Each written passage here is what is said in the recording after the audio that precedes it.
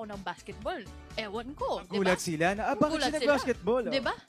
Si Carl, ang ano niya today, pero tomorrow baka, diba? Different lang. So oh, sige, tawa ka lang dyan. So, sa mga people, guys, nananawagan. Let them know, meaning ipaalam nun? mo sa kanila talaga. Hindi ko nga alam yung... Meaning ng yeah, nananawagan. sinabi ko lang. Anyway, You're always so cute, kahit talaga. sorry. Anyway, back to the, to all those people out there that are listening right now to what I'm about to say. Please, do open your minds for everyone because, excuse me, kasi you don't want to be projecting that insecurity of yours sa ibang tao. So, Ganda you know, nun. Oo. you're judging why you must be insecure.